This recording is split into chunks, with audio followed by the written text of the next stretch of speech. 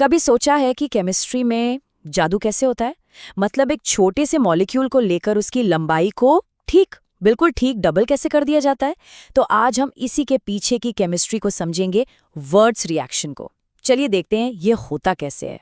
तो असल सवाल यही है, केमिस्ट किसी मॉलिक्यूल के कार्बन बैकबोन मतलब उसकी रीढ़ की हड्डी को 2 गुना करते कैसे हैं? सुनने में तो ये काफी कॉम्प्लिकेटेड लग सकता है ना? लेकिन इसका जवाब छिपा है एक बहुत ही कह सकते हैं शानदार रिएक्शन में, जिसका नाम है वर्ट्स रिएक्शन। देखिए, वर्ट्स रिएक्शन का पूरा सार ना बस इस एक लाइन में है।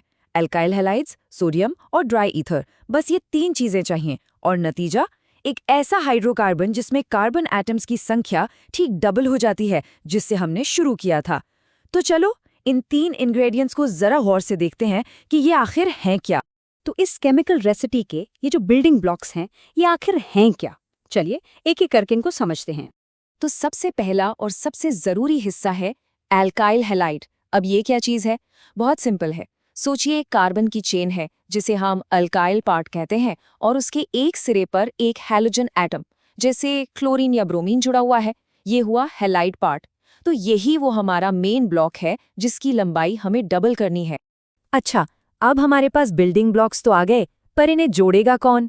यहीं पर रोल आता है सोडियम का। सोडियम, जैसा कि हम जानते हैं, एक बहुत ही ज्यादा रिएक्टिव मेटल है। आप इसे एक तरह का सुपर ग्लू समझ सकते हैं। इसी का काम है हमारे दोनों एल्काइल ग्रुप्स को एक साथ चिपकाना। इसकी ये जो जबरदस्त रिएक्टिविटी है ना, वही इस पूरे खेल को मुमकिन बनाती है। और हमारे रेसिपी का तीसरा और आखिरी इंग्रेडिएंट है ड्राई ईथर। अब इसकी क्या जरूरत पड़ी? देखिए, सोडियम पानी से बिल्कुल दोस्ती नहीं रखता। पानी देखते ही वो बहुत वायलेंटली रिएक्ट कर सकता है। तो हमें एक ऐसा माहौल, एक ऐसा सॉल्वेंट चाहिए जहां बिल्कुल भी नमी न हो। ड्राई ईथर बस वही काम करता है। ये एक परफेक्ट सूखी वर्कशॉप तैयार करता है ताकि रिएक्शन बिना किसी गड़बड़ी के सेफली हो सके। ठीक है, तो हमारे सारे बिल्डिंग ब्लॉक्स तैयार हैं, हमारा सेफ वर्कशॉप भी रेडी है। तो अब देखते हैं असली मैजिक। ये चेन बनती कैसे है? ये प्रोसेस देखने में बहुत ही सीधा और सरल है। सोचिए, हमारे पास 2 एल्काइल हैलाइड मॉलिक्यूल्स हैं।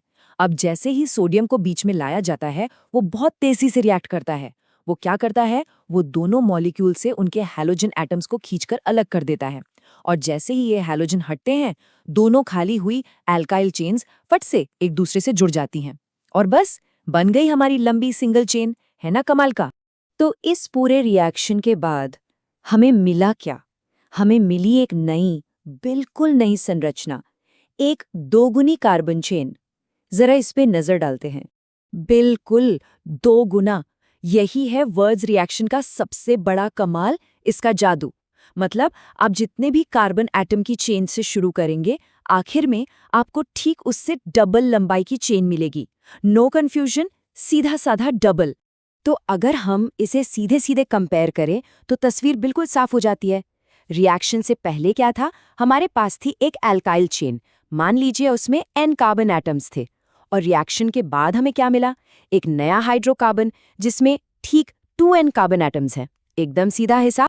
तो सबसे जरूरी बात जो हमें याद रखनी है वो ये है कि वर्ट्स रिएक्शन कार्बन चेन की लंबाई को डबल करने का एक बहुत ही जबरदस्त और कारगर तरीका है। बस यही इसका मेन काम है और इसी वजह से ये ऑर्गेनिक केमिस्ट्री की दुनिया में एक बहुत ही काम का टूल माना जाता है। लेकिन यहाँ एक बहुत ही मजेदार सवाल उठता है, क्या होगा अगर हम जिन 2 बिल्डिंग ब्लॉक से शुरू कर रहे हैं वो दोनों एक जैसे ना हो तो? मतलब एक छोटा और एक बड़ा अल्काइल हैलाइड ले लें तो क्या तब भी हमें कोई एक सीधा साधा प्रोडक्ट मिलेगा? ये एक ऐसा सवाल है जो इस रिएक्शन को और भी दिलचस्प बना देता है, पर इसका जवाब शायद हम किसी और मौके पे तलाशेंगे।